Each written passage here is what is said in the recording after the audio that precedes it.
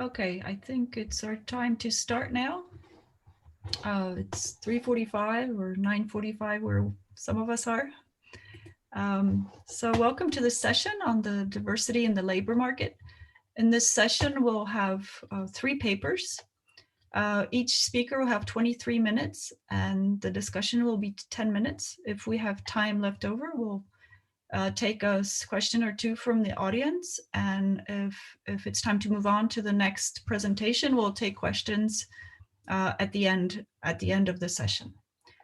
So our first paper will be presented by Nicole Fortin from University of British Columbia, and it'll be on the gender differences in fields of specialization and placement outcomes among PhDs in economics.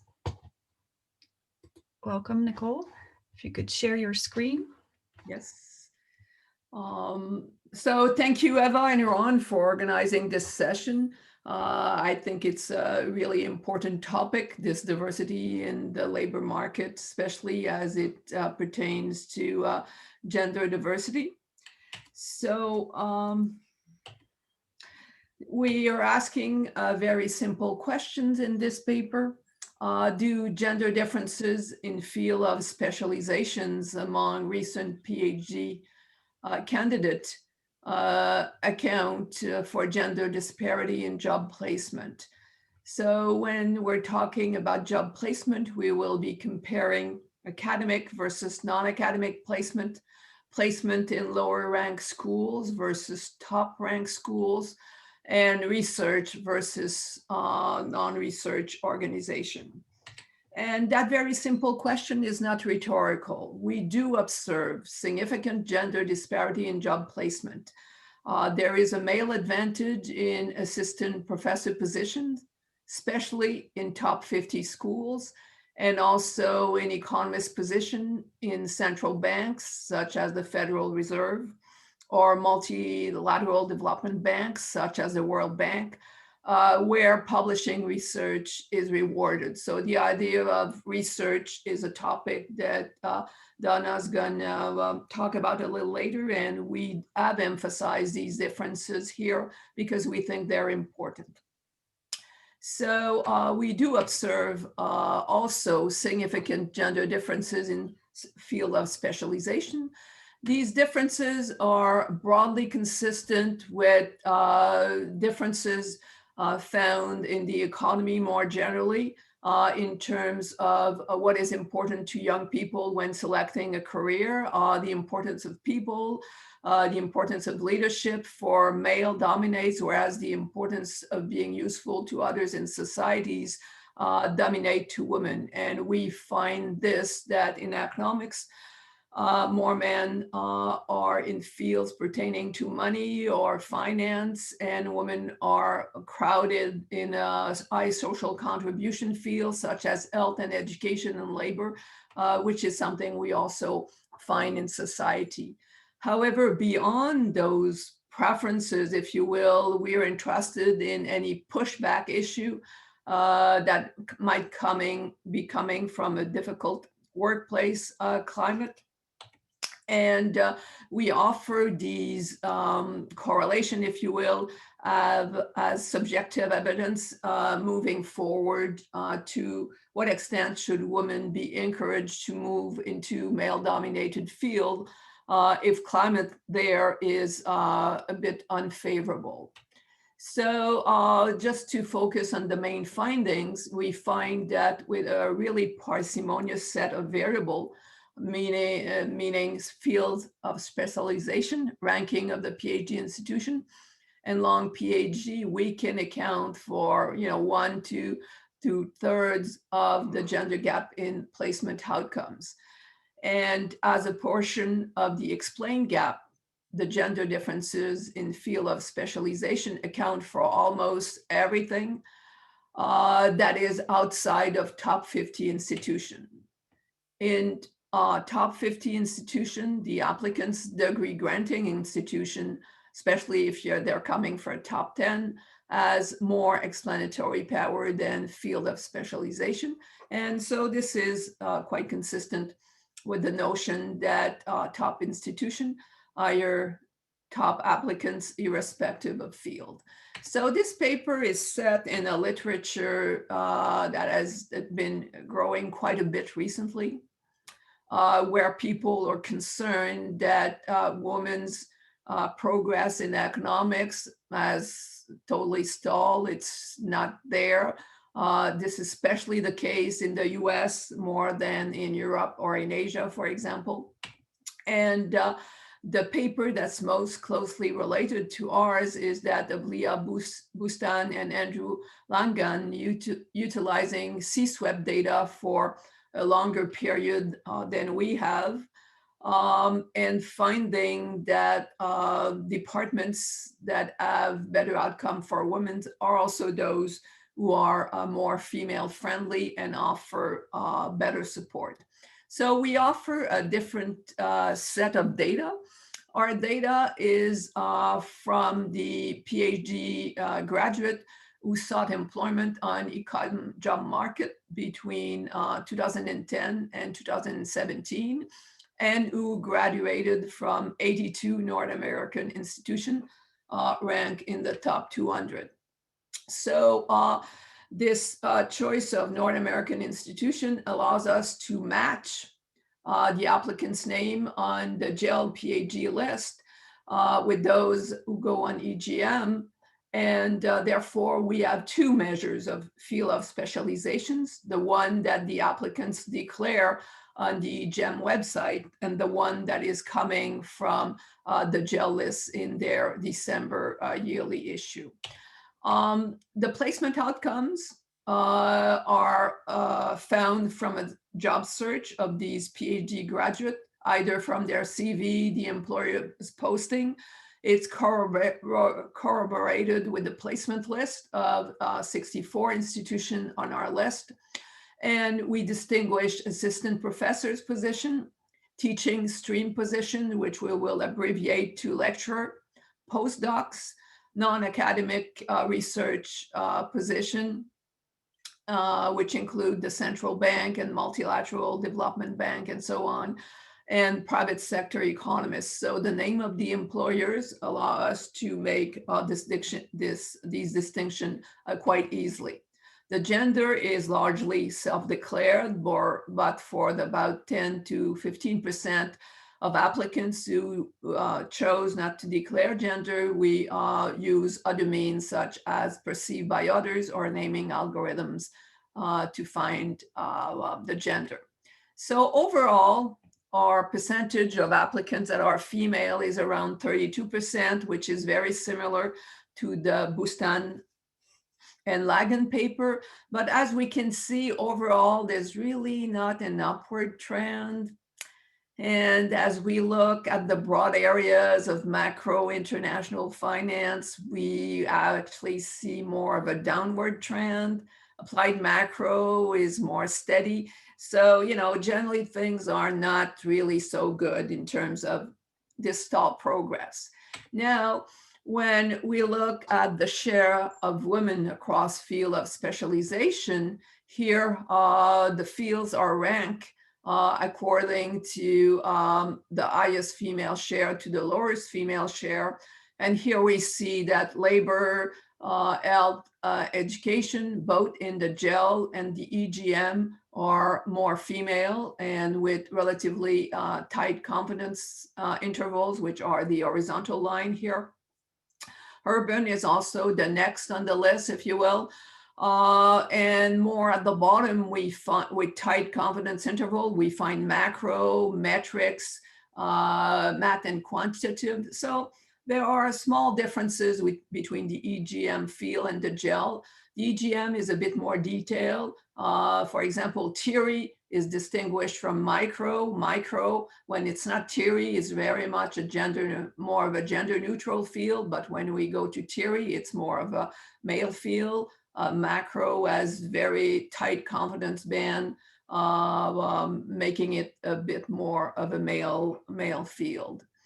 Now, turning to the possible story of a pushback from climate, the AEA climate survey in table 12 list the female's response or aggregate the female response by field. And we've chosen here unwanted advances. Perhaps we should have chosen something that would have corresponded more to the experience of student following Ulrich's talk just before us. But the thing about unwanted advances is that it's quite clear to understand what's going on here. And about a quarter of women have have had these experiences more generally. In macroeconomics, it's close to a third. So, we're getting a bit to that story. Unfortunately, that survey is available only at one point in time data, but we're able to plot it against the trend in female share. And as a correlation, we see that fields that have a negative trend in the female share are also those who are found more at the right or at the higher incidence of these unwanted advances. So I guess we have to be careful when we want to push women to enter these more male fields. So moving on to the differences in the distribution of placement outcomes, looking at the 5 placement outcomes that we're looking at, roughly speaking, for males, about 50% are found position as assistant professor, about 20% in other non-academic position, and the 3 in the middle, it's about 10%. And when we look at the male and female differences in the distribution, the largest differences are for central and development banks, where there's a big male advantage, and also postdoc position where there's more of a female advantage. But I have to say that the non-academic position also, we do find an advantage or a preponderance of women. Now, looking further to distinguish research position, in particular, the top 50 research position, again, that would include the World Bank, for example, that is ranked in the top 200 or in the top 50 among research institutions. And there we find a discrepancy about 27%. So this is significant. There are significant differences in placement. The idea that we have a non-trivial percentage of women going to the other non-academic where research is not involved, I think is something that is interesting, and we'll have to see whether the increasing barrier to research that pre-doc are increasingly going to pose, what it's going to do to this. Now, in terms of other explanatory variable, we have a few quality indicator. Again, here we find the distribution of males and female across ranking of the degree granting institution. And the familiar story of the glass ceiling and the sticky floor is found here, with a male advantage in the top 10 institution and a female advantage in the lower rank 100 and plus institution. So quite striking differences here. The impact of these differences in characteristic on differences in placement outcome is evaluated using the coefficient from the pool regression that also includes a female dummy, which means that the unexplained part correspond to this female dummy. So when we do this very simple variant of the OACA blinder decomposition, we find that fields in terms of the total explained are really overwhelming across much of our placement outcomes, with the exception of the top 50 research where the institution where they explain a bit more than a third. Now, trying to find out which field is relatively more important is a bit dicey because it does depend on which field is omitted. So when business is omitted here, we find that macroeconomics actually is the field that has more significance and more explanatory power. This is robust to alternative choices of field, but quantitative and gel in the gel classification is also important. Would we put together labor and education, we would find an explanatory power that is in between these two highlighted fields here. Now, moving on to quality indicator. Now we have variables that are that have more explanatory power for a top 50 research institution.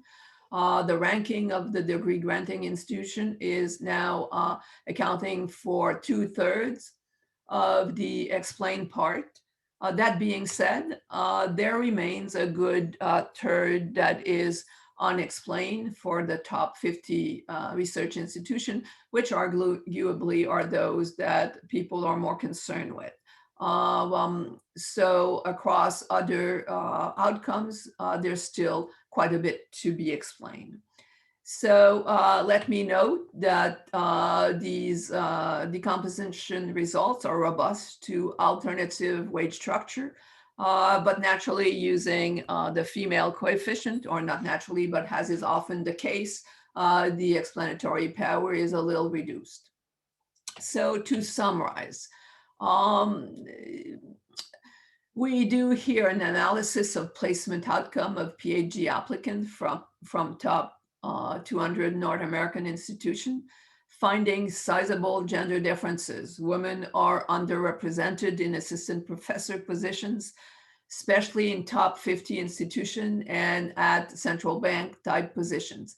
And they are overrepresented in positions outside of academia. Our OB decomposition showed that field of specialization do account for the larger share of these differences outside of top 50 institutions. For top 50 institution, the ranking of the degree granting institution account for about 2/3, with 1/3 remaining for a field of study. And that leaves us from 30 to 72% of gender differences unexplained, with this really parsimonious specification. So going forward, we're going to use reference letters. So far, we have found that there are gender differences in the way candidates are described in the letters. A salient aspect of those is that women's letters are shorter by about 100 words out of, about 1,000. So that's a significant difference. There's a little less standout word also used in women's letter. Whether this has much of an impact, to the extent of the impact on placement, is still to be determined.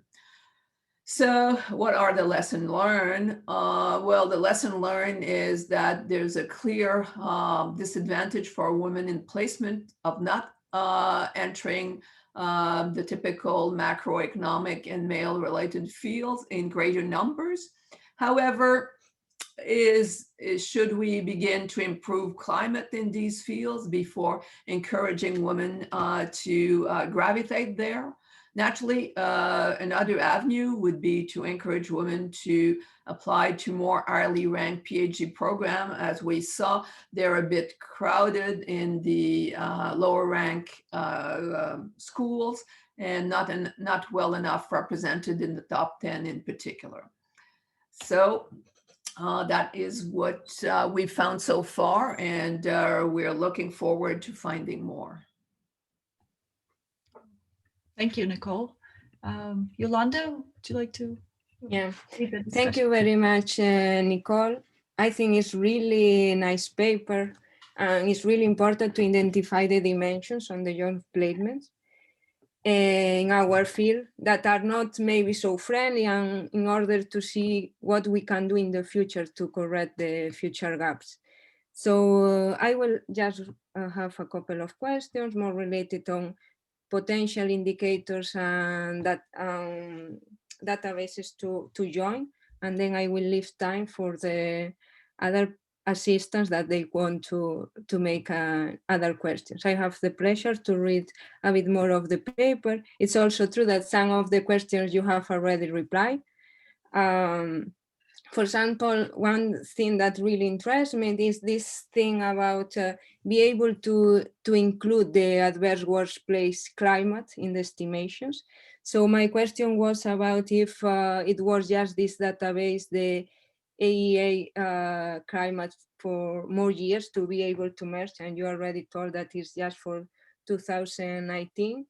So my idea, if I don't know if you consider there is another database, another variable to have at least for institutions or for fields during this period, that even if it's not on unwanted sexual advances, more in other kind of variables that can actually measure this workplace climate, because it's also possible that it's a self-selection, since women might know that some institutions can have more problems or more, or it's more, let's say, not so women friendly, to choose another kind of institutions that maybe are less ranked.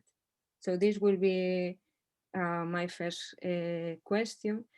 The second one, I think you already replied to, because I was not completely sure if the people that are in your sample is the first placement or they can be second or third. Thinking on if it's first, it's already recent graduated, they don't have experience in other placements.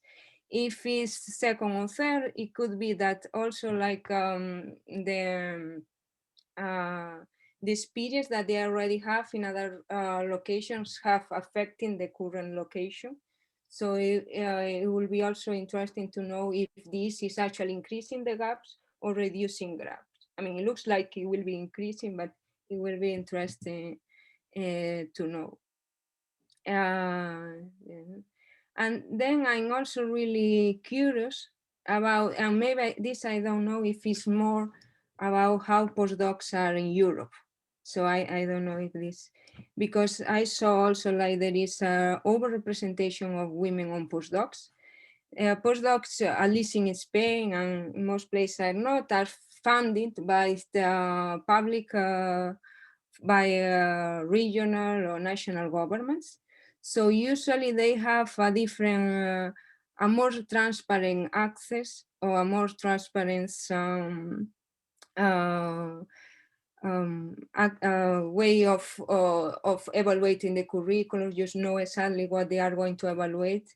So I don't know if also, if it's like this also in the States, because in Europe it could happen that women choose postdocs because are more transparent. So they know how they are going to be evaluated instead of going for other kind of positions. Because I was really surprised that, not surprised, but I think it's really interesting that in the postdocs the composition, the field of specialization, as in the rest, is really important. But also there is the, when we discover the top 10% ranked, it's acting in the opposite direction. So it looks like maybe there is more than the field going on. So I don't know if it's self-selection or it's actually other kind of process that is always also there. So I think most of the things that I wanted to say, most of the questions I have already said. So thank you very much again for your paper, for letting me read in the paper. I'm really happy to be here and to be in this session. Okay, well, thank you for your comments. Regarding to the female friendliness of the institution, I think the Bustan and Lagan paper really do a very good job on that. And so we wanted to distinguish our paper by not so much focusing on the institution, but more generally the field, because when we think of women being pushed back, it could be that they go at a conference and realize, that women's work is not taken seriously or things like that. And so this is something that goes a little beyond the institution. So that was a bit part of our goal here. it would be great to have various observation over time to see whether they are, we could do a diff and diff, for example.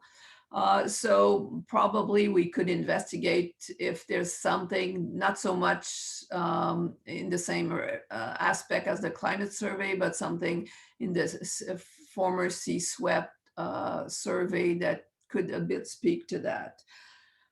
Concerning postdocs, no, before postdoc, you asked the question, these are fresh PhDs. So on EGM, about 22 to 25% of applicants are reapplicants, people who go back 2 or 3 years after their first jobs. And we've decided not to include those because our first, the bigger project here is really to look at the impact of reference letters. And we thought that the impact of reference letters was more important for fresh PhDs who do not have a track record. So we've included only fresh PhDs. Naturally, for the reapplicant, we will have better quality indicator as to whether their job market paper has been published, where it's been published, and so on. We do have that information, and we're going to take advantage of that. Concerning postdocs, about 20% of the postdocs that we now include are postdocs that have also lined up a position in the future. So there's a sense in which postdoc have changed in recent years, perhaps after 2017, and a lot of applicants from top 10 school now lined up postdoc as a way to get 1 year without teaching and to improve their publishing record. So that they've transformed. I'm more preoccupied actually by pre-docs. I'm preoccupied that pre-docs will pose a barrier to entry for women in top 10 department. But these are all very good point. And there's a transformation of the profession here where the time that one needs to spend to tenure is lengthening. People need to do pre-doc, they do their studies, they may have to do a postdoc, then there's a tenure clock that's getting longer. You're getting really into the end of your childbearing ages when you're going to get to the tenure clock. So I'm very preoccupied by this. Thank you. Thank you very much. Thank you, Nicole. If there are questions from the audience, but please mention them in the Q&A or raise your hand and we can have you speak. Oh, yes, the question. Oh, Karen has a question. What is a pre-doc? So a pre-doc is people who've completed their BA can apply for a research assistant position. Usually it was 1 year. Now in many places they ask for 2 years, where basically you work with obviously prestigious economists, and the likeliness of you getting a position as a PhD candidate in that institution is enhanced.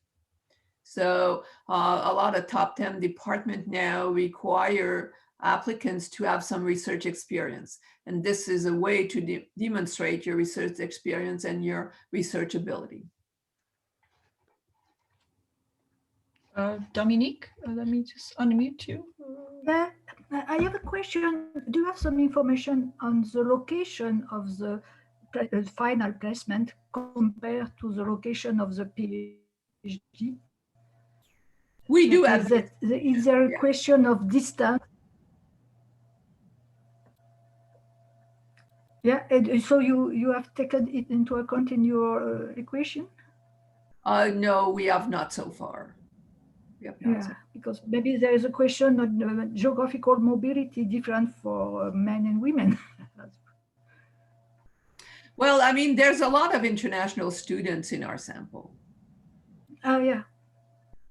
So it's difficult to know how we would deal with that. Mm-hmm. Because some Chinese students may actually, prefer to stay in the US. Mm-hmm. And, for many international students, doing your study abroad is a way also to have a ticket for immigration. So, yeah. Yeah, but there is a gender differences in this behavior. This is where, you know, when I was saying that there's a bit of a decline in the female share, that's coming from US. When we look at the female share from China, it's not declining really. Okay, thank you. Donna, you had raised your hand. Yes, thank you. Nicole, this is very interesting work. I was wondering if you looked at jobs that were open field versus jobs that listed the field in terms of gender differences, you would think that if there were, biases that may show up, they might be more prevalent in those open field jobs where it's just a, best candidate type of That's what we infer from the fact that field have less explanatory power in top 50 institutions. I have to say that we do not have the data going back on the advertisement. Okay. Yeah, I don't think that EGM, especially, so we began with the EGM data in 2007 and 8, and it was kind of sparse. So we began only to include with year 2010. And at the time, the availability of the job ads was not there. Because oftentimes, like at UBC, we list 3 or 4 fields, and then we say outstanding candidate in any field. However, the outstanding candidate in any field don't do much for us. Right. The other thing that when I was looking at this, when I was part of the Federal Reserve System, women were doing fairly well a decade ago, or 2 decades ago, maybe. That may not be the case anymore, but relative to academia, we saw more women in management positions in the Federal Reserve System back around 2000. So, it's interesting that you're finding fewer women going to central banking positions. It is. These include, however, not only the U.S. Federal Reserve, they include other central bank, Central Bank of Mexico, of France, so, so yeah.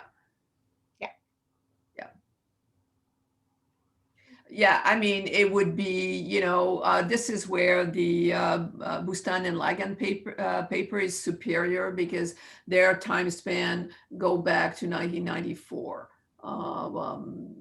Probably it would be possible using, again, the gel fields to add the gel fields to their data and be able to conduct a similar analysis going back in time. But I do share your concern that, even though I see more or less a flat trend in macro, it's declining. Yeah. Yes. Ron? Nicole, I mean, I think your work really addresses an important point for the work that Eva and I are doing in terms of, when one is looking at gender differences in fields of specializations, we always try to train our grad students to be prepared to offer the answer to the question, why should we care? And there are a lot of reasons, but I think in terms of the public's perception and policy, we should care if these different specializations have implications for lifetime income or the present value of lifetime income. And because you're looking at sort of the first placement, at least within the academic samples, gender salary differences aren't going to be that large. And to the extent they exist, they're reflecting just placements in different institutions.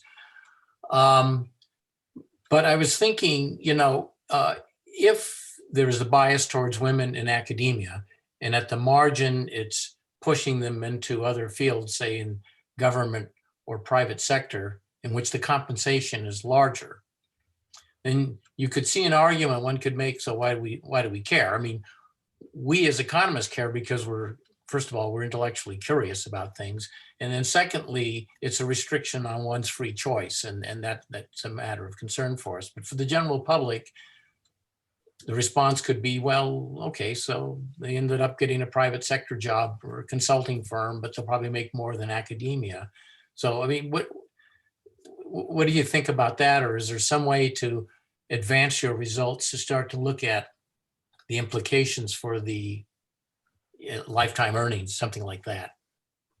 I mean, certainly I'm preoccupied about this trend toward public sector even more these days, that a lot of positions as data scientist arise at Amazon and at Airbnb. And I have some former students whose pay offer in those types of positions are quite substantial. I am concerned that the voice of women and their concern in the realm of macroeconomic policy will be less of a voice there. So I'm very concerned about that. But I mean, for lifetime earnings, basically, I mean, some women, there's a famous case of a woman who decided to go to a startup rather than to start an academic position. And I'm sure she's going to do very well. Mhm. So in the world we're living now, I'm not sure that the private sector positions are not advantageous on a pecuniary point as well. Yeah. Okay, we'll move on, and if there are other questions, please type them into the Q&A and we'll get back to them after the presentations. So our next paper, thank you, Nicole, for this very interesting presentation. Our next paper will be presented by Donna Ginther from University of Kansas, and the title is "Does Mentoring Increase the Collaboration Networks of Female Economists?" And it's an evaluation of the Cement randomized trial. Thank you, Eva. This is joint work with Rina Na, who was my graduate student, and actually sort of prompted me to sort of think about cement as also an experiment in networking. Before I begin, I want to acknowledge our funders. The workshops for cement were funded by an NSF grant and are currently funded by the American Economic Association. This particular research, a follow-up evaluation of the cement project in this paper, were funded by another NSF grant. I want to thank all of the women. I see some who have among the panelists or people attending the webinar who were part of the cement experiment, who volunteered to serve as mentors or workshop participants or conference organizers. And this experiment was registered as an RCT. We have published 2 related papers on mentoring on the CMET workshop. One was published in 2010 and another was published last year. And, this is started by CSWEP, which of course is a standing committee of the American Economic Association.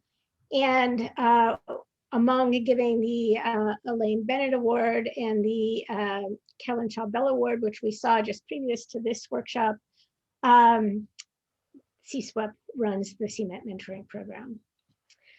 So if we look at the latest data that CSWEP has collected from its survey, 35% of new PhDs in economics were female. This is trending upwards.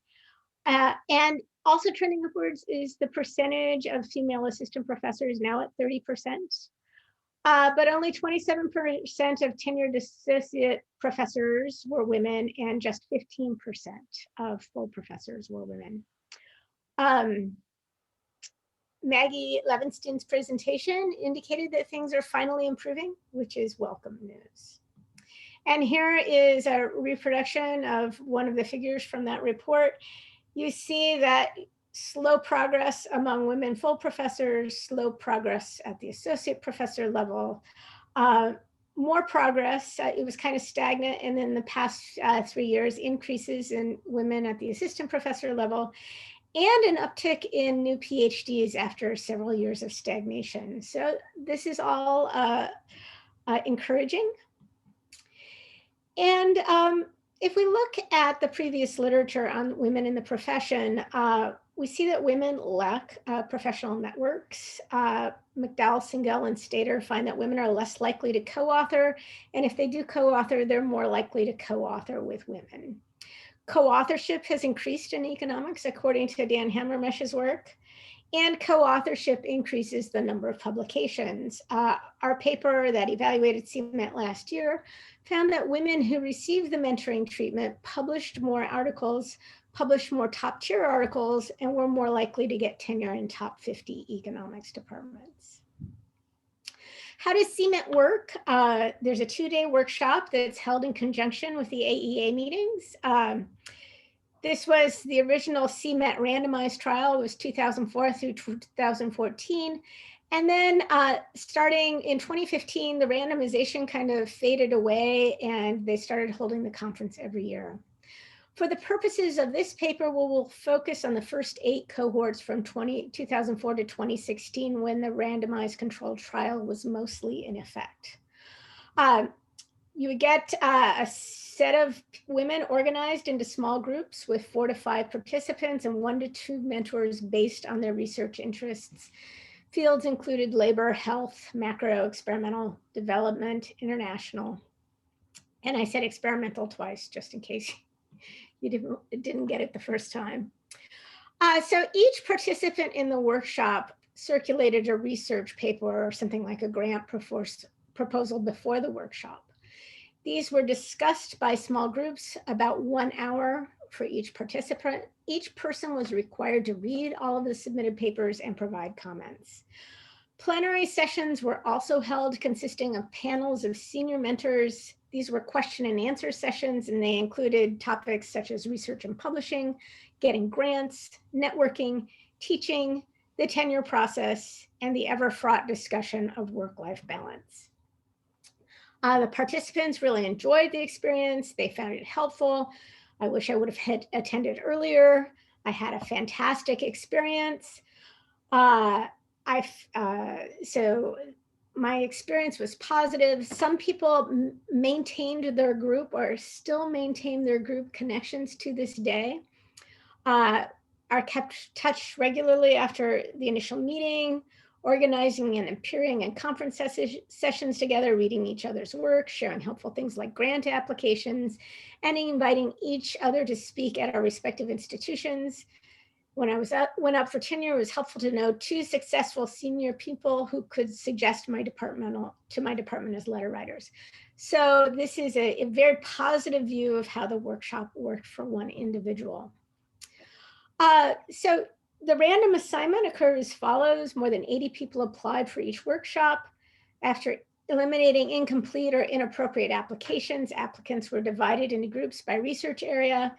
Then they were randomly assigned, literally by a coin flip, to the treatment or control group within each field. They generally selected more treatments than controls in order to maximize access to the program. And both controls and participants were told they received more applications than they could accommodate, and that we had randomly selected participants from a pool of applicants. We gathered extensive information. We did lots of web searching. Rena did a lot of heavy lifting on this. And our information on publications was scraped from Web of Science. We want to focus in this paper on pre-tenure publications. Our previous study had identified everyone's tenure year, so we can then look at pre-tenure publications. And we also identified the number of unique co-authors on these publications. We have the number of citations as of 2018, and we look at total citations to the pre-tenure publications. And then we matched the number of publications that CMET participants had with CMET collaborators, either fellow participants or their mentors. And what surprised us is we found only 20 publications that came out of the CMET workshop experience. So that was very surprising. We coded the ranking of the PhD program, first job and last job, using program rankings found in this paper. We ranked publications by journal quality. Top tier are the top 5, the AER, the JPE, the QJE, Econometrica, and Restud. Other top field journals are things like Jolie, JHR, the AEJs, and then other refereed journals that are curated by Web of Science. We control for the number of the cohort, the years since PhD. We have 512 observations. 273 were initially assigned to the treatment group. 239 were initially control group, and 60 reapplied and eventually were treated. We had some missing observations and we coded them as leaving academia. One person we found in the sample was deceased. So this is a view of our data. 83 controls reapplied and 60 were eventually treated. Those who could not be located were assumed to have non-academic jobs. For our cohorts, our outcomes are pre-tenure publications, top tier publications, top field publications, and other refereed publications. And then we split our sample by your first job at a top 200 ranked department or a 201 or non-academic department. So our estimation approach is an intent to treat framework because we had so many people reapply and get selected again for treatment status and switch treatment status.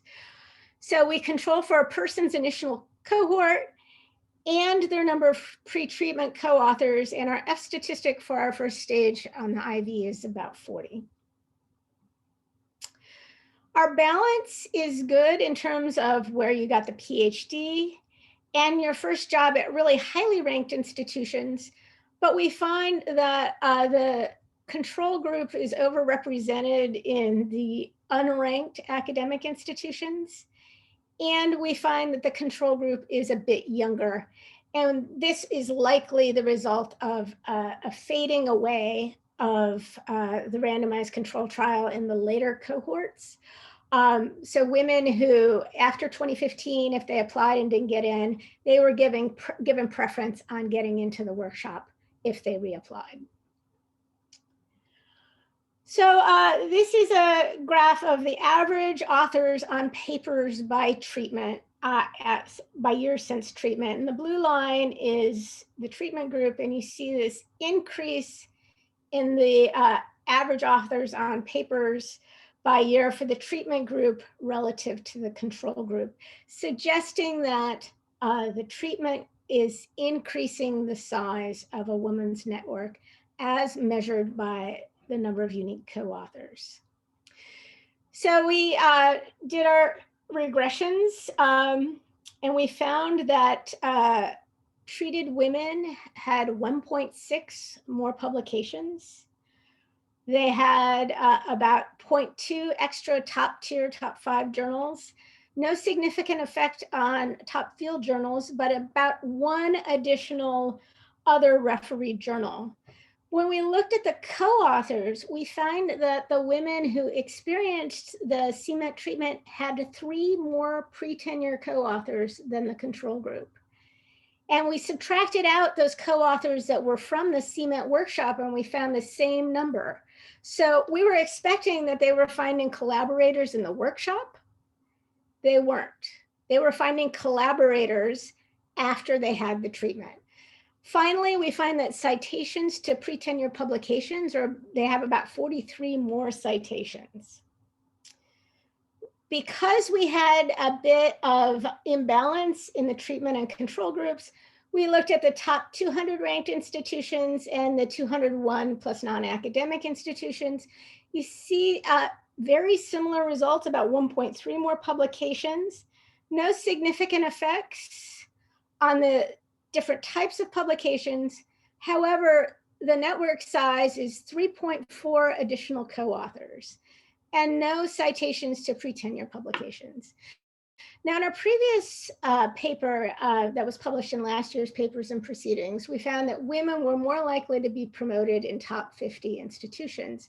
So that's why we wanted to break and see if women in lesser ranked institutions, there was actually a negative but not significant effect in lower ranked institutions. We wanted to see if there were productivity differences for women coming from lower ranked institutions. And in fact, we found that those women did equally well. They had 1.6 more additional publications, 1.3 more other refereed publications. The one difference is, relative to the control group, they had a smaller increase in their network of only about 2 more co-authors as opposed to 3.4 in the ranked institutions. But they had about 61 more citations to their papers. And you'll notice that the pre-treatment co-authors are significant in all specifications, suggesting that your collaboration network increases the number of publications that you get subsequently, and it also increases the next amount of co-authors. So it also has a positive impact on your additional co-authors that you add. Finally, this isn't in the paper, but we looked at that tenure sample of women from last year's paper. So these are the women who got tenure. They had 1.9 more pre-tenure publications, 0.2 more top tier, a half of a top field publication, and 1 extra other refereed publications, and between 3.4 and 3.5 more co-authors and 50 more citations. So this had a tremendous effect on their productivity. So after you control for this additional network size that's not directly due to CMET, what happens to the treatment effect of the CMET workshop? And what we find is that CMET is still relevant.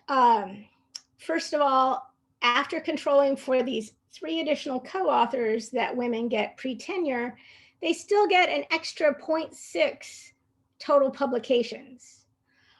Second, they get a 0.22 extra top 5 publications.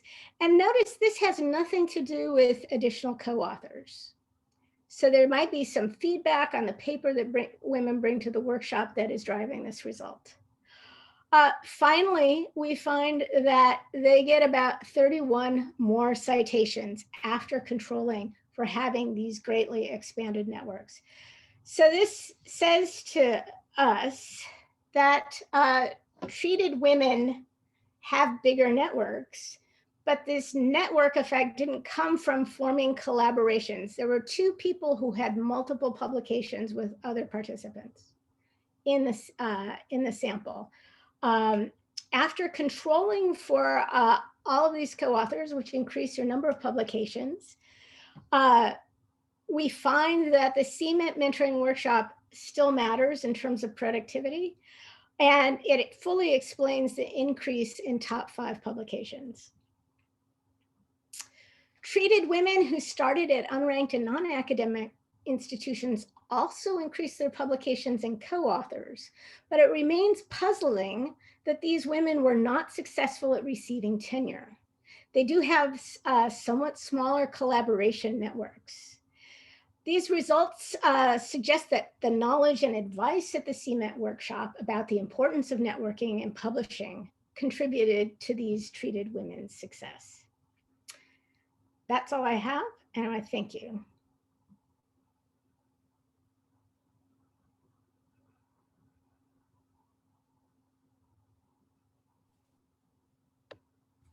Thank you, Donna. Karen, would you like to start your discussion? Slides up. Can you see my slides? Are they working? They're working for me. Excellent, thank you. Right, so let's go here. Thank you very much for the opportunity to discuss this paper. It's such a well-written paper, very easy to understand. The results are really interesting, and the CEMENT program is just fundamentally important. So it's been a real pleasure to be able to look at this work. And because Donna's done such a fantastic job writing it, it doesn't leave me a lot of space for raising many questions. So I'm going to skim over some of the issues that she's already talked about and then hopefully come up with a little bit at the end. So to begin with, it's not a huge data set. It's a perfectly good data set. In fact, it's a very good data set. The ability to have a treated group and a control group and a decent time frame is excellent. They have such a lot of good information as well. But given that it's not a huge data set, the results are really very strong. And so it's very impressive. So this is panel A from their table 3, which Donna's already discussed. And basically she's got an excellent set of strong results, which basically come out at the participants in the workshop had a 26% increase in the mean in published papers, 78% increase in top tier, 16% in e-referee publication. It's very impressive results from a 2-day program. So they found that the mentoring treatment increased publications, and also it seemed to increase networking. So what they found was that whilst the number of publications and the number of papers were going up, they weren't necessarily from co-authoring within other participants of the program. But there did seem to be an overall rise that the people who had participated in the program were better at networking. And so what I thought I'd do is look a little bit about what the program did and how the program taught the girls how to network better. Yeah. And we have a little bit of insight in this because the Economic Society in the UK copied CSWEP's program, the CIMAN program, and we ran it just the same as you guys did for a couple of years. We did it every 3 years because we had less women, and now we're sort of merging it with the Europeans. So we have a little bit of insight on how it was working for us. Okay, so the bottom together, the results suggest that the CEMENT workshop provided information and advice that contributed to the expansion of collaboration networks and the career success of treated women. Okay, so what were they doing? Well, they were doing a multifaceted approach to mentoring a network. So we're all used to the idea of classical mentoring, which is, you start in your workplace, you begin as a junior academic, you're given a mentor. Often that mentoring relationship lasts for 12, maybe 36 months. If you're lucky, your mentor develops a friendship and empathy with you, and it can become a longer-term relationship. Most of us think this is, has a positive effect on our careers, or at least it's not detrimental. But I don't know that it's ever really been fully tested what that effect of mentoring is.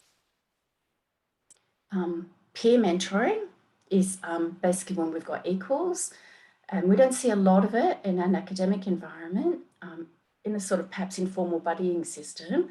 We see it more in educational, high school, secondary schools, where a new student will start, they'll be linked to an equivalent peer, often from the same minority group, and the person that they're linked to is sometimes considered to be a successful member of that minority group, so they have this sort of leadership role and empathy with them as well. Okay, so in terms of CSWEP, this was happening with the mentees, as we called them, with the girls. Role models, combining classic mentoring and peer mentoring introduces a potential role model. And I think the role model role was very clear in the CSWEP. They were the senior female academics. Yeah. And networking, and so networking happens when we start to merge this together. So we get the peer, especially peer and equals, merging in together and having multiple layers with role models and other mentors. And they're there to support each other, to provide additional information, provide networking advice. And so CSWEP was so effective because it was so multifaceted, I think, in terms of creating mentoring and networking roles. So there was a strong role model and mentoring components. The girls were very aware of who the female professors were, and that they had academic standing. The participant-based workshops, the girls all provided some form of their, as Donna said, some form of their work. they were all expected to read each other's work and provide comments on it and to be positive, essentially. And so encourage the girls to work together and develop a small peer group, at least already in that unit. Plenary sessions were organised when they had multiple senior women providing commentary and working together to provide advice. So the girls could see how the senior women were interacting with each other, how they agreed, how they disagreed, how they came to conclusions. And a really important part of it was the unofficial supervised social gatherings. So things like just sitting down and having lunch. And so the senior women were sort of introducing themselves to the girls, asking them about their work, what they were working on, what they were planning on doing, encouraging them to talk to each other. They're basically teaching them how to network. And also in an environment where it was just girls, there were no boys, there were no other distractions. It was a really good way of providing information about, how when you go to the bar after the session, how you can talk about your work, how you can focus on your work, how you can push out other distractions out of the way. And that, I think, was a really important part of how the girls learned to network. Okay, so what can we learn from the CEMENT program? Well, basically what we learned is that this multifaceted single shot mentoring of women by women is very effective. And for most academics, especially in academic economics, this was a new type of mentoring. You need large numbers to make it work. Most departments just can't do that. But bringing them all together in a supported economic society type environment enabled there to be a critical mass to do this. And there are obvious opportunities for other large sectors to do it as well, other large employment areas such as the civil service or large businesses. Okay, so coming back to Donna's paper then, the fundamental goal of the CEMENT program was to increase tenure. It was to increase the probability of females holding an academic job and being tenured. And Donna in an earlier paper shows that that was very successful. CEMENT was very successful at that.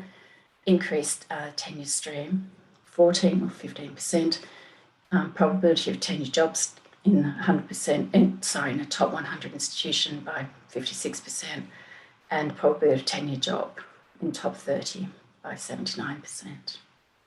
So CEMENT was very successful at improving tenure, and part of what Donna's paper is looking to is trying to break down what one of the criteria might have been for that, what one of the roles that CEMENT did to help to do that. So she's really digging into what's happened to publications.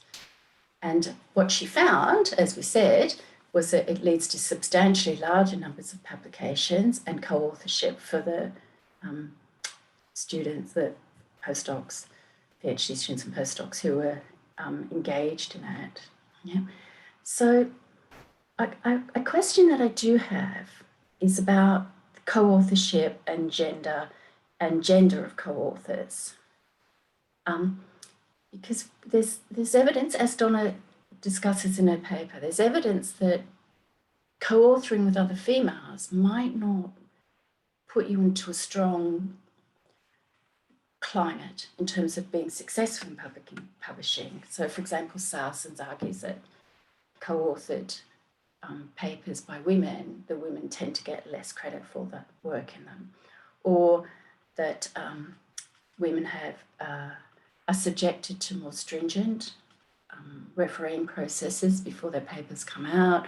The time period involved in publishing is longer, even though the overall citations at the end of it might be higher, suggesting that the work was better quality.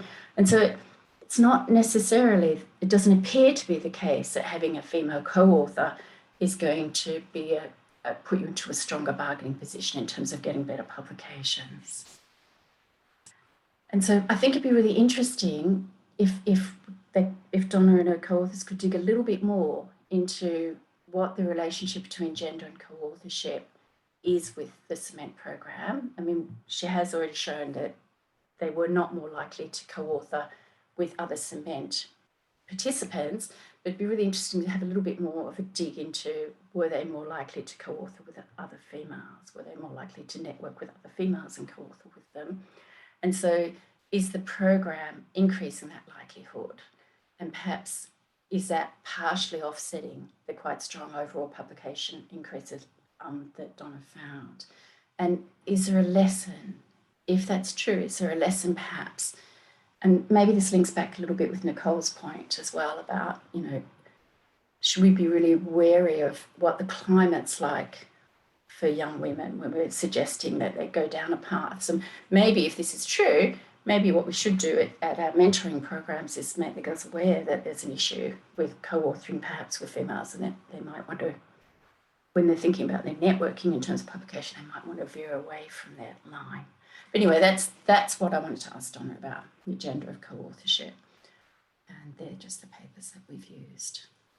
Yeah, so just to summarise, fantastic paper, really interesting, really well written, brilliant idea, and the cement program is just such a positive and influential area, not just for academic economics, but I think across all the disciplines, really.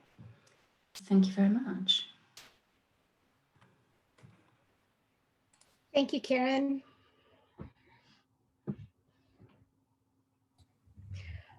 Thank you, We Karen. do have the data. We could probably identify the gender of the co-authors. So I think that would be a nice extension to see what the co-authorship patterns are for these expanded co-authorships and collaborations.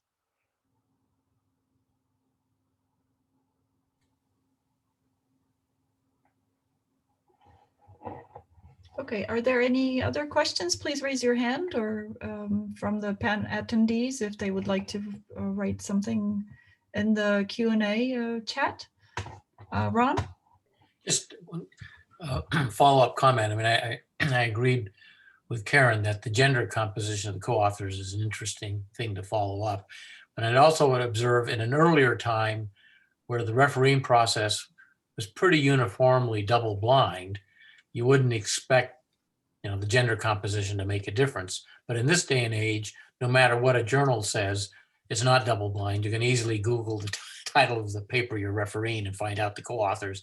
So now it's even probably more relevant that you can identify the gender effects of the composition of co-authorship than at any time before, in the past. I think that's a good point. Okay. We have time for one more question before we move on to the next paper. Okay. I don't see anything for now. Maybe we'll get some more questions in the Q&A at the end. So thank you, Donna. I myself am a participant of one of the first cement workshops. Although I was still on the job market. I was not in an academic position, but it's to be seen what effect it had. But I definitely learned the power of networking as a result of the cement workshop. So it's a great initiative. Okay, so now I'll move on to our paper with Ron.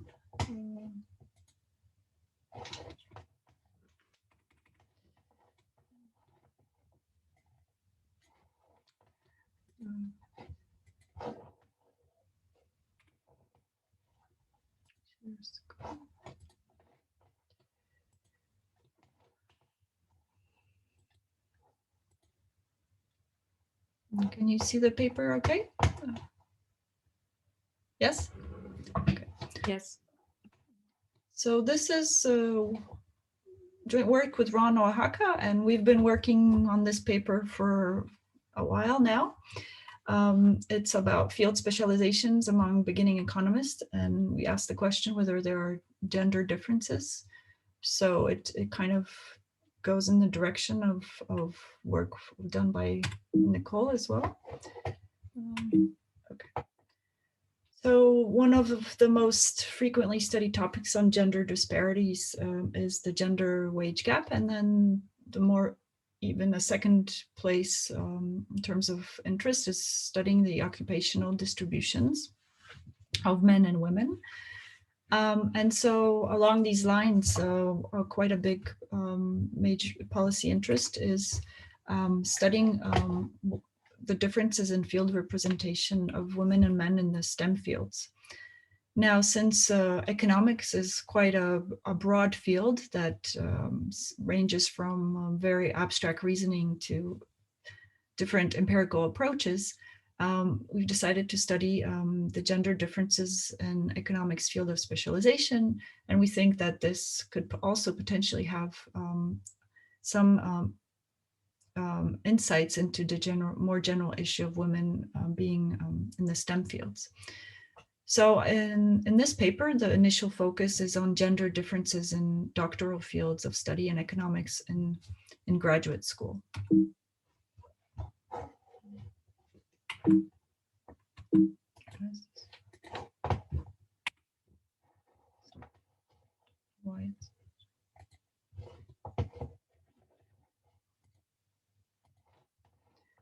Sorry, something happened with my screen.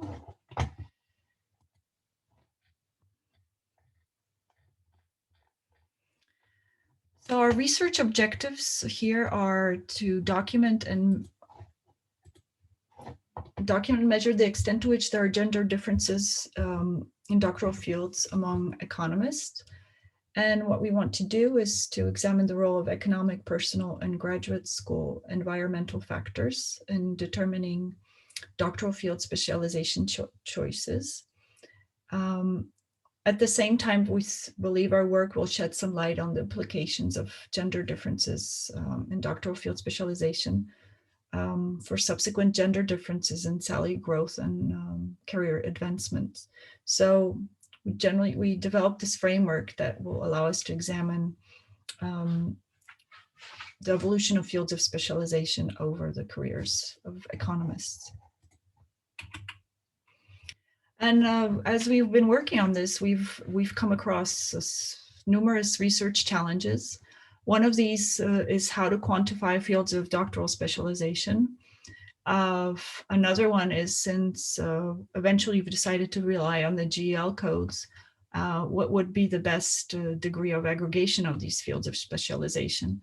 Does it matter how we aggregate them? As we've examined this, we've also found that economists, quite often they have multi-field specialization. So we've also developed an approach on how to deal with this. How to measure gender disparity in fields of specialization also was one of the topics we've spent some time thinking about. And then there's also the issue of how do we deal with previous events that have affected the choices that people are taking now in graduate school. And then given all these challenges, we've also spent some time thinking about data. Where do we get the best data to be able to answer our question? So in terms of data, we've collected data on personal background information, potential salary information, and graduate school characteristics. So in terms of the background literature, there hasn't been that much work done on this in this area. There is work that has discussed the importance of diversity in economics and possible reasons of why the field is not very diverse. And it's previous literature has shown that women are just as able to do well in economics as men. So this is not an issue, but there are some barriers for their performance and for them to obtain tenure, which has also been studied by Donna and co-authors. And one of these reasons that might be problematic for women is that there's been evidence that shows that the lack of role models could be one of the factors that's preventing women to be present in economics. But maybe this is also an issue that can be addressed earlier. And this is some of the work that Abilova and Golden have been working on already at the household level, at the high school level. So the data sources that we've put together are the EconLit, where we have graduate student information and selected subfields where they give their, when they turn in their dissertation, they provide the GL codes for their dissertation. So this is our doctoral sample.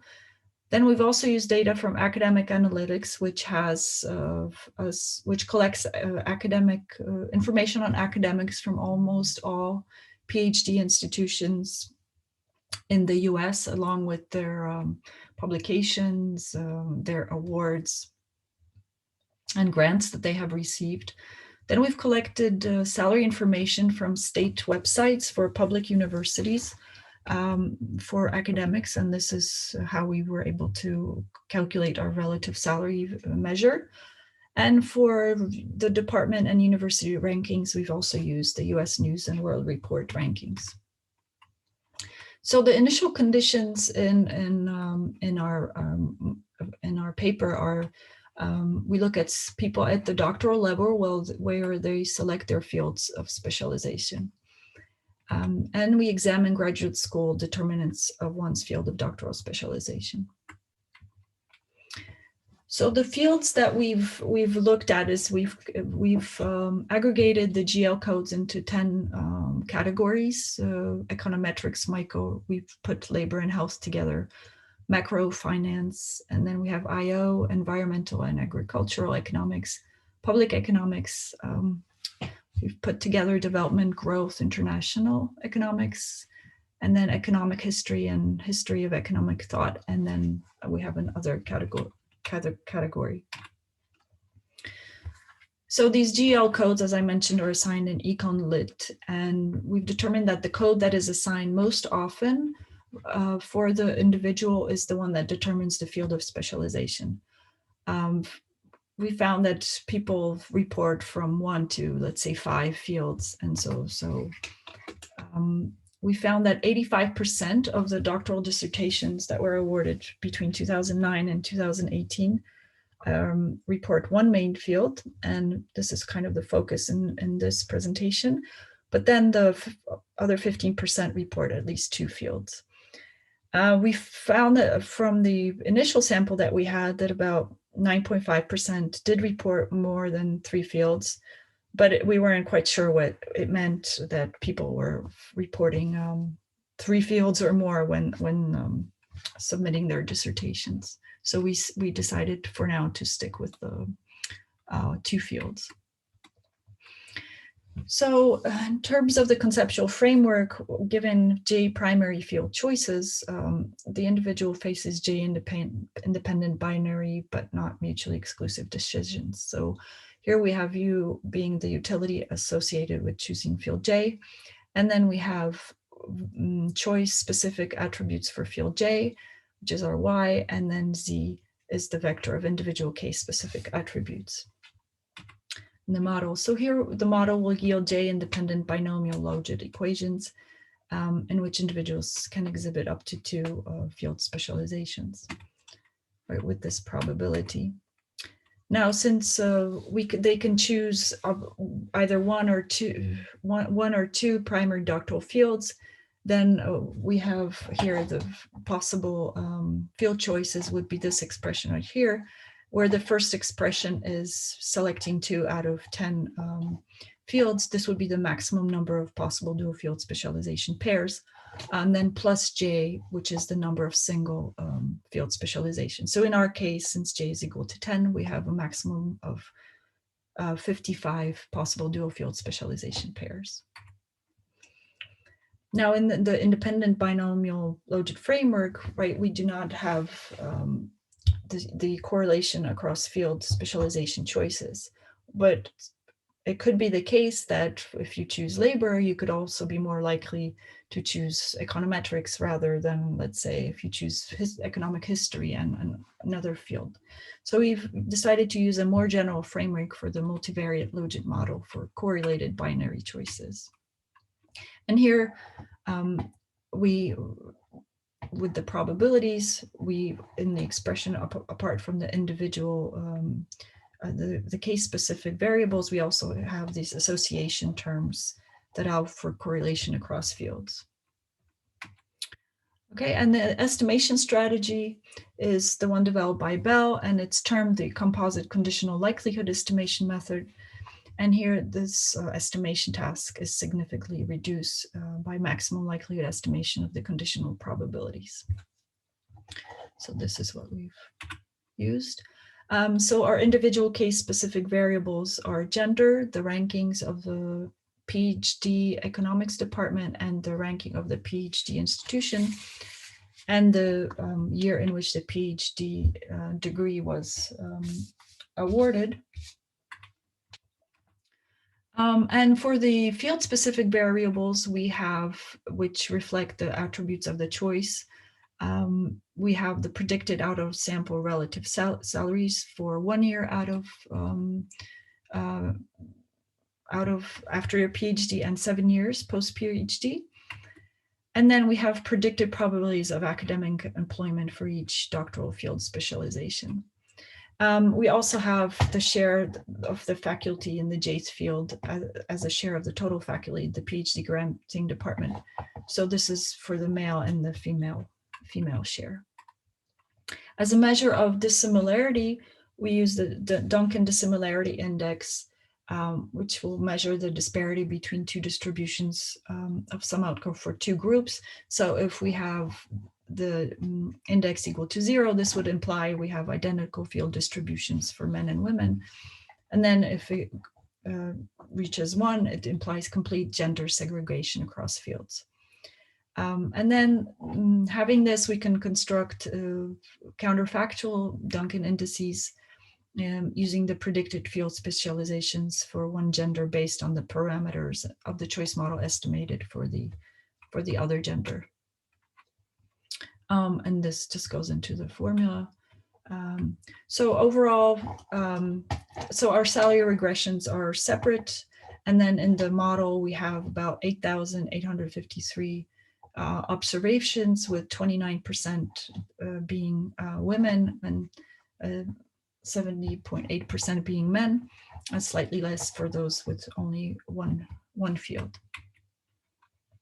So first, to show you the difference in specializations among women and the different categories. So here you'll see that men dominate econometrics, micro, and the macro finance field by 2, 3, and 6 percentage points respectively, while women are more likely to be present in the labor and health fields by 12 percentage points.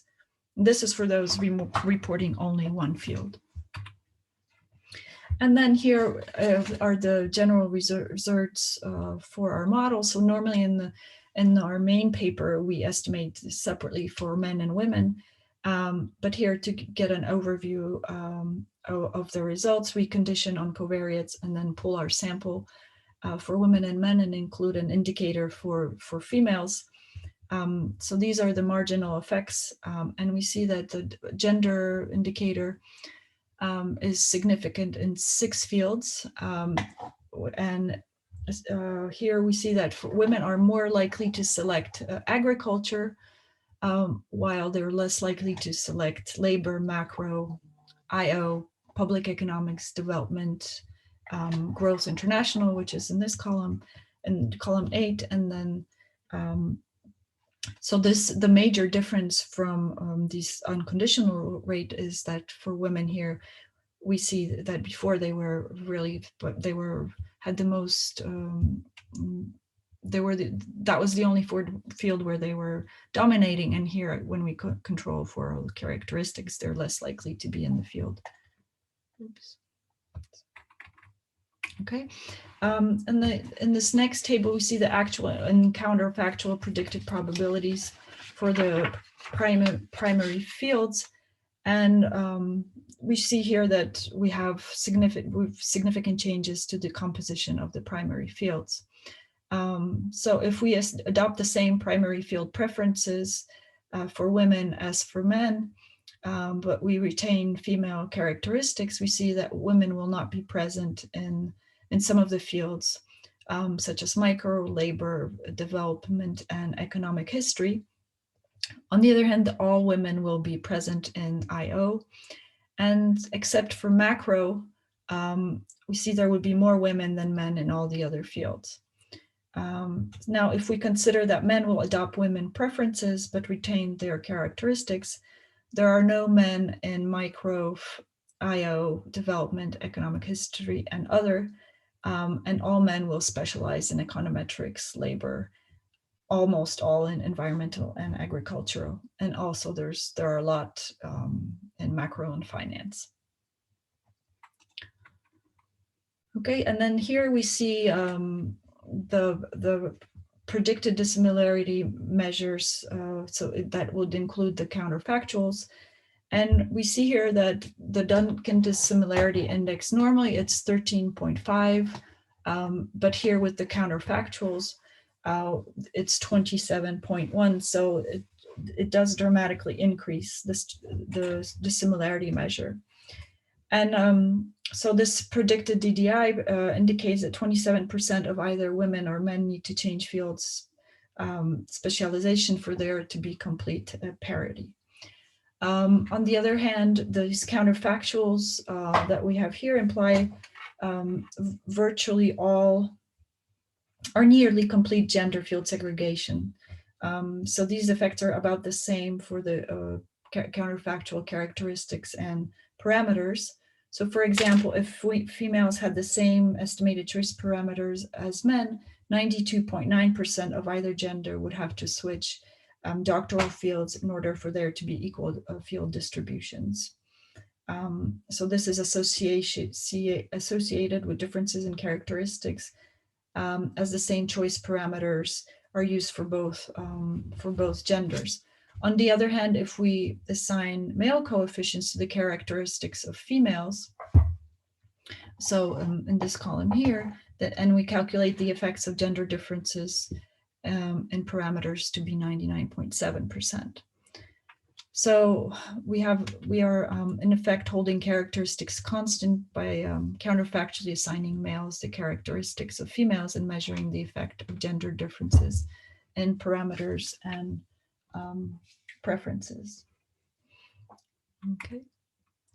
So just to summarize, we find that women graduate students are less likely than men to specialize in econometrics, micro and macro.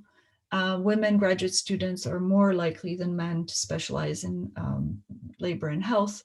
But in our pool model, gender is statistically significant in 6 fields, and women are more likely to select agriculture and environmental economics, but less likely to be in labor, health, macro finance, IO, public economics, and development and growth. So given that descriptive statistics have shown that women dominate labor and health fields, this result points to the importance of controlling for gender differences in the determinants of field specialization choices. There are counterfactual Duncan dissimilarity indices indicate that field segregation would be virtually complete if women faced male parameters and vice versa. And so this suggests substantial differences in characteristics and parameters of the model. Just to give you some heads up on our more detailed results on the different variables that we've included, we find that the field-specific academic employment probabilities have been more important than field-specific relative salaries, particularly for males. And we also find, just as Nicole has found in her work, that the PhD department and university, the rankings of the schools are very important factors in determining doctoral field specializations. Now, our further research, we would like to uncover which parameters and characteristics are driving the differences in field specialization disparity.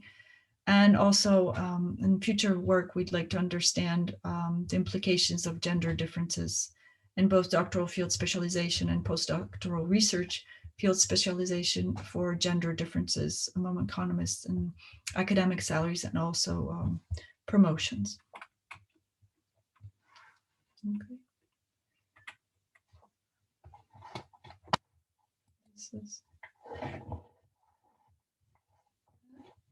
And now I'll ask Dominique. Yeah. Okay.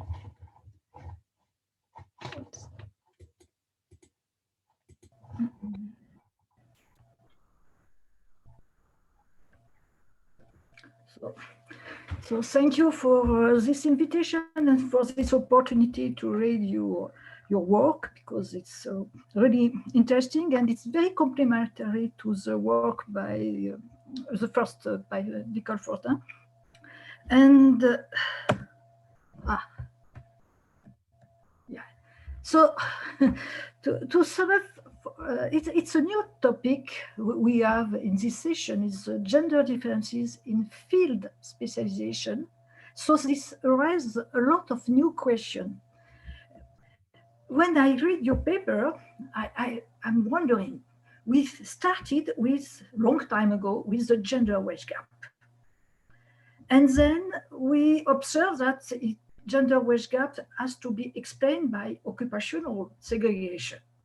And then there was a lot of papers about occupational segregation. And then we observe that this occupational segregation is linked to education. So a lot of paper on gender field of study. And now we are at the final step, at the segregation within field of study. That is amazing. And that is very important, I think, because some usual suspect we have using to explain gender differences, such as maternity, marriage, they are not relevant here for the segregation within field of study.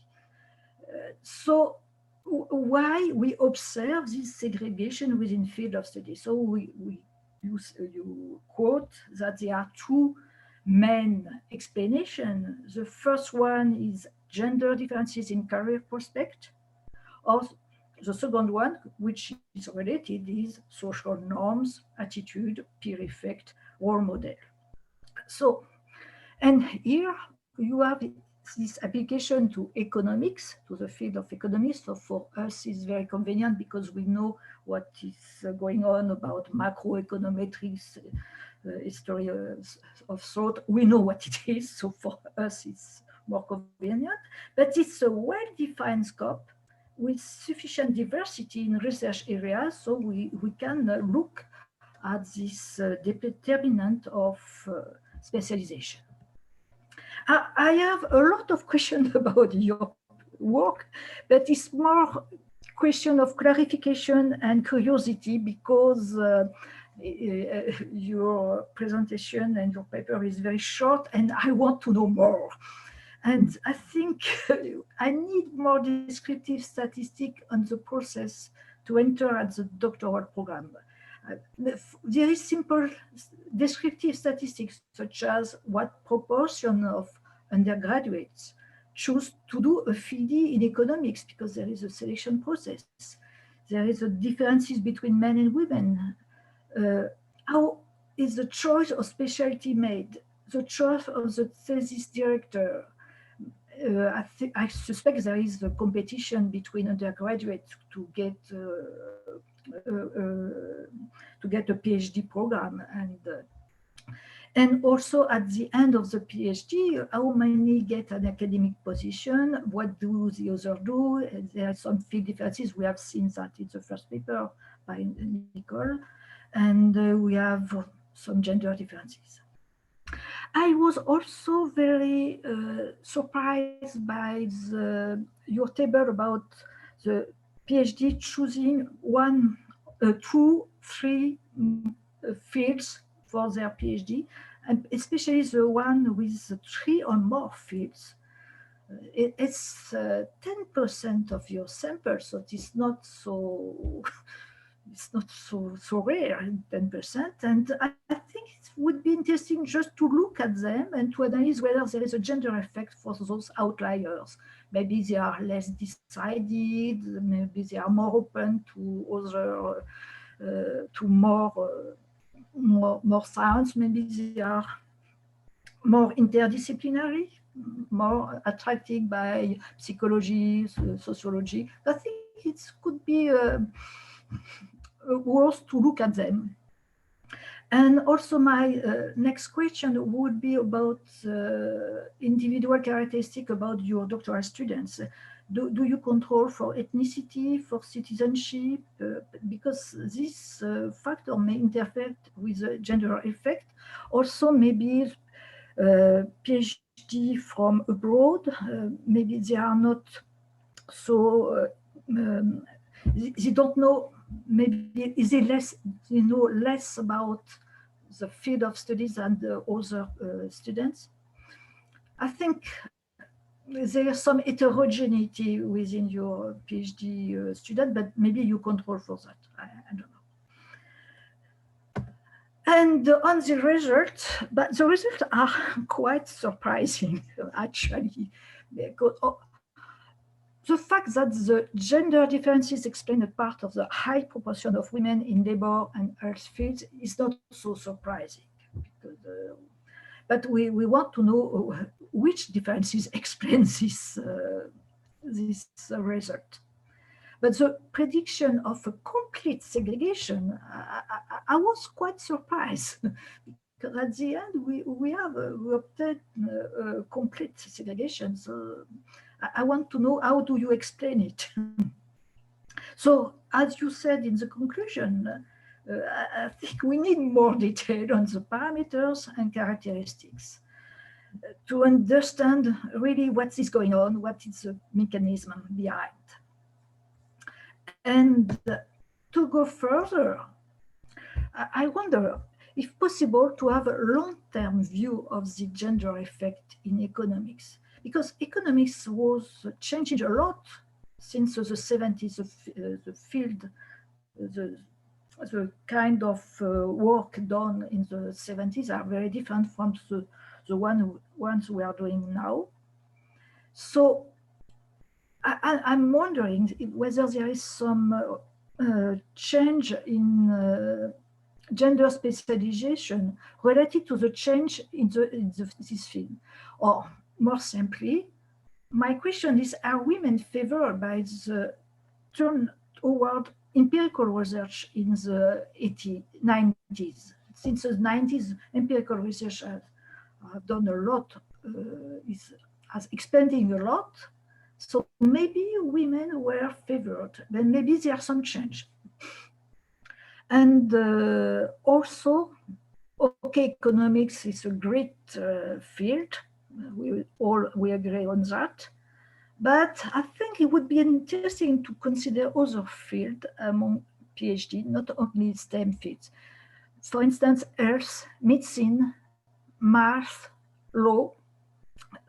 I know for medicine in France, we have a very strong gender specialization within medicine. But I'm wondering whether we observe the same determinants for this specialization than in economics.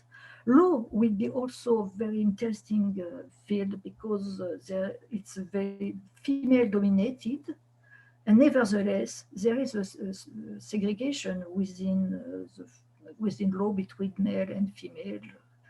They are not doing the same kind of studies of PhD. So, okay, it's great. You have done a great job, and I ask for more.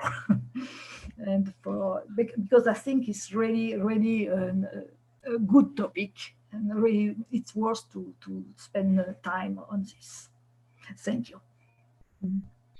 Thank you, Dominique. So thank you for your questions. I mean, I only have answers to some of those. We did look at, I do know that about 56% of people get academic positions. I don't know this number by gender, but it does seem that after Nicole's presentation, that women do get, less likely are represented in the academic positions. For the gendered effects, we certainly we can look into that to see if there are the gendered effects for those that have 3 or more fields of specialization. That's very interesting. In terms of ethnicity, so we do have a follow-up project where we're matching, but this is done really just by Googling off the web, trying to match because we only have information on the gender and where they've finished their school. So we are matching, trying to Google and find those people and try to assign ethnicity and citizenship by looking at CVs and anything we can find. But it is a laborious project where we do it manually for the moment. But it's something really. And I guess more details on the parameters and characters that will be on our bigger paper that will be produced. I don't know, Ron, if you would like to add to this. Sure. Well, one thing I wanted to comment on was the 9.5% of the sample that report more than 3 or more field specializations. And Eva and I have talked about this a lot. I know, from personal experience and teaching all these years, part of it is due what we refer to sometimes in English as padding. So the grad students are looking forward to the job market. And you'll see, announcements for positions, and they'll say labor, international, and some other fields. And the students will think, it would be nice on their CV and their application if they could indicate some other field. And it may be that this other field is actually pretty tangential, but it might look good. The only offset to that is, I think, typically when a grad student's in the job market and they're having on-site visits and presenting their work, they're characterized by whatever the field is for the paper they're presenting in the end. It almost doesn't matter, and I and my colleagues have had this discussion before. So somebody's applying for a labor position. Most of their work is in IO, but they're conversant in labor and the position says labor. And we go by, so what's the job market paper? And then I also think maybe the EJM database that Nicole has used might be more to the point too about, so what is the real, and also in our work, not in this current paper, but Eva and I have had an algorithm for trying to assign primary field. And this is just based on a model that says, look, there's only one primary field, even if others are reported. We had an algorithm for trying to assign that. So we've looked at that. It is an important question. And I'm sure, at some point we will be able to shed more light on it. It's a very good point. Okay, I'm going to open the session to other questions as well, because our time's up. So if there's from the audience, if they have any questions, please raise your hand or type the question in the Q&A. And otherwise, if anyone would like to speak, please raise your hand.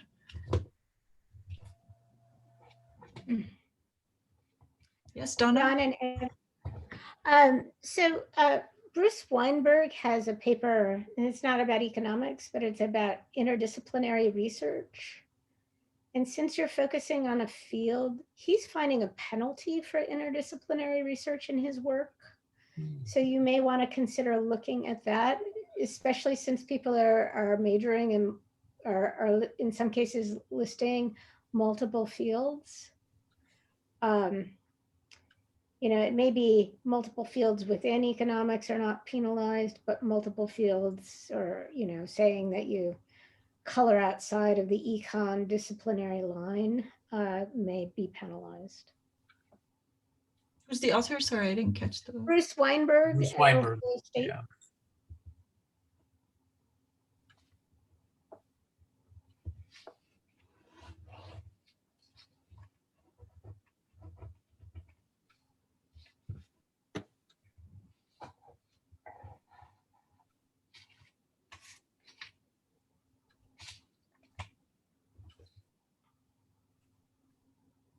Yes, Dominique? Yeah. And do you have information on the PhD mentor, on the professor in charge of the student? Yeah, so initially we used a different data set. We used the ProQuest data set, and we tried to identify people that finished economics.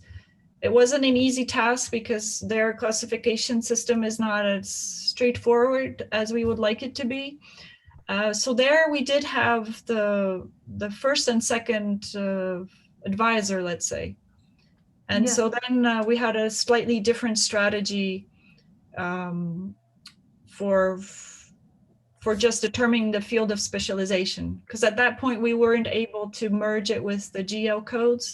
So we had selected the fields of specialization of the advisor to be sort of passed on to the student. And then, yeah. But do you have the gender of advisor? The gender of the advisor. Do you have it? I don't remember if we didn't focus on the gender of the advisor at that point, but it's certainly feasible to do.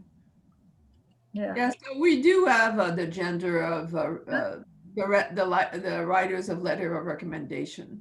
So we're certainly interacting that, and we'll be looking forward to what it does. Certainly, they are on the co-authorship front. There are some papers arguing that women tend to co-author more with their male advisors and receive less credit for it. So there's always, an issue with the co-authorship and the recognition of the work. Certainly things have changed a lot. I know that at the beginning of my career, I made an effort to write single-authored paper to make it clear, that there was a contribution coming there. These are very interesting questions linking to the mentorship and so on. This raises an interesting point that we didn't mention, but identifying gender is not trivial when you're looking at 8,000 observations, and none of the databases we're using identify gender. And so we have an algorithm that tries to assign probabilities that the gender is male or female or can even be known. And with respect to our salary sample, our grad assistants would kind of double check the algorithm because they could go to the faculty websites and kind of look and see if appearance is obvious, but that's always an issue, in something like this. I mean, just imputing gender, but I think on average we're correct, simply because we were running some salary regressions and there was always a very statistically significant negative gender effect in salary. So I don't think there was too much noise. Otherwise, the bias would have been, we have complete parity on average. So yeah, so we've also used Rate My Professor to try to find. Oftentimes, students will say, "Oh, she's a terrific teacher." At times, they would say, "This teacher was terrific," without no indication. Yeah. So there are challenges everywhere. Yeah, that's a good point. Yeah. So there's a Vetla Torvik, who's a data scientist, just created a gender algorithm for publications, for all publications, and it includes international names. I'll try to find it and put it in the chat right now. Yeah, that's also somewhat confusing.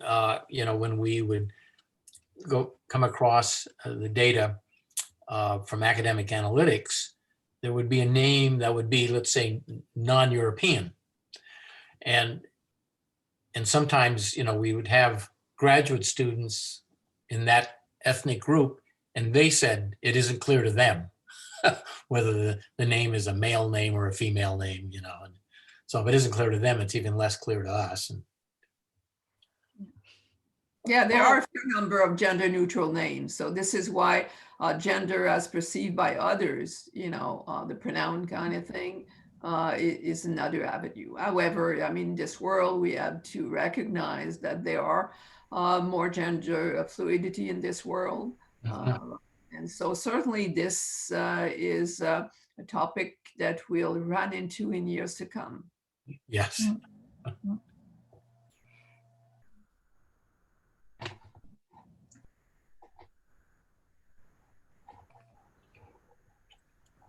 Yes, I don't see any questions from the attendees at the moment. Yes, Karen? Sorry, guarantee not to unmute there. Can I ask Donna a different question? That's not actually part of her paper, but it was just something I was curious about. Are you also looking at grant applications? And Yeah, we do have grants. We looked at grants and we found a positive effect, but it's not significant. You know, it may be worthwhile to revisit it because we're only looking at grants with respect to tenure. That tenure sample, we do have the expanded sample, so we could definitely look at it for the larger sample. Thank you. That's a great idea.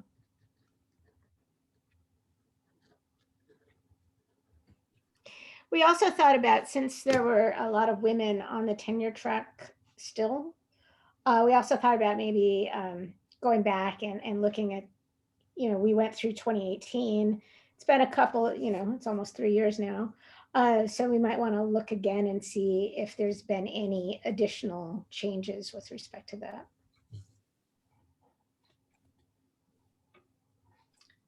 There's a question for Donna. Yeah. How long are people tracked to tenure decision? So we weren't controlling for the time it took. We were just looking to see whether or not they had tenure. So there were still women who were in the lower ranked institutions that were still on the tenure track but hadn't been tenured yet. So they could have been moving or doing other things that may have lengthened. Like, we don't observe whether or not anybody had children, and you know, typically the clock stops for that. So we haven't, it may have taken more time. So I think it would be important to kind of revisit this and have a research assistant stalk all these women, because basically you just have to like Google their names and then ask if you can't find them. The beauty is that LinkedIn allows you to identify a lot of people's professional affiliation. So we found many people on LinkedIn. Okay, there's another question from the audience from Colleen Harwood. You can ask your question, Colleen.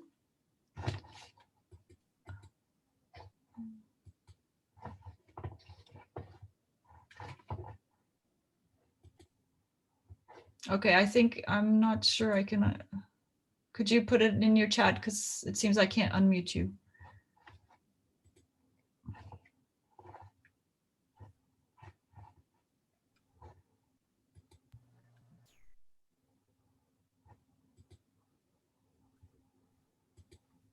Okay.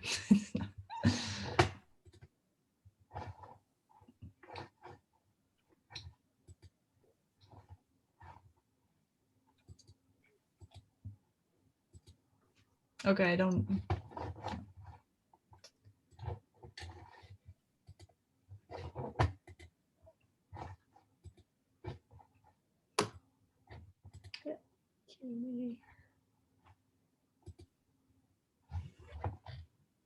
Okay, yeah.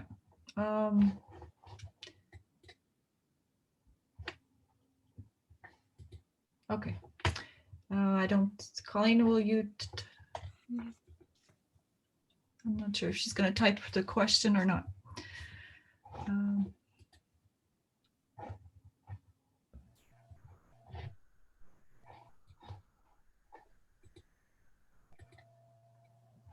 Karen? guess, would it be fair to conclude after listening to these papers tonight that macrofinance is the worst field for girls to go into, despite their qualifications and abilities? What else is new? I was part of an earlier session that found very similar results as well. Macrofinance and econometrics in theory.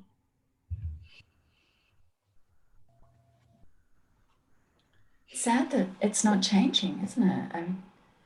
Yeah, I was very surprised a few years ago. We were looking in macro and trying to attract female macroeconomists. And at the time, some of the women told me that they chose to go in macro a bit following the 2008 crisis because they thought that the crisis had underlined the importance of macroeconomics, which some economists thought that they had failed to predict the crisis and so on. And so it was very interesting to me, given my inclination to argue that women look for a social contribution, that this was part of her argument. So perhaps also it's another avenue is I know that a lot of macro is doing fertility and all issues that are well, some of it is doing fertility issues and that are a bit more of in the natural realm of concern of women. So maybe that could help. Mhm. Yeah. Yeah. Dominique? And what is striking, it's not only for US, it's everywhere in the world. We have the same, I didn't check for that, but the same impression in Australia, in Europe, there is very few women in macro and a lot in micro or labor or health. So it's a general trend. And I wonder if it is true in Asia too. So this is where we have limited ethnicity variables, but certainly we did find that among Asian women there was less of a negative effect of macro. So there might be a difference there. Yes, there might be a difference. We would need to do a bit, maybe go to the original CSWEP data because they give us their data with negative experience of women by ethnicity and then by field, but they don't cross it. And certainly the Asian women have a little less experience, these negative experience, and they're a bit more represented in macro, but we don't really have the data to do this in the rigorous fashion that we would like to. Yeah, but that is for the PhD in the US and Canada, but for the PhD in China and Asia, there is no study about gender specialization? So far, we have, the thing is, I think now we're very confident that the GEM field are quite good and quite representative. However, as you mentioned, they might, or as Ron mentioned, actually, they might be more a strategic play. They might be looking for somebody in education and you're doing labor education or finance education and you're going in the pot. So now that we know that they're quite reliable, we could certainly extend the sample to more Asian applicants, which, they are growing in numbers. Mm-hmm. Yeah. It's very vivid. Yes. 5 minutes. So there was a question about what factors motivate women to choose one specialization over another. This is in the Q&A.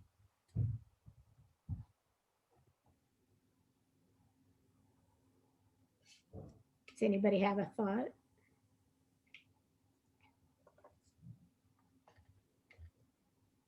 Well, certainly, I think job prospects could be one of them.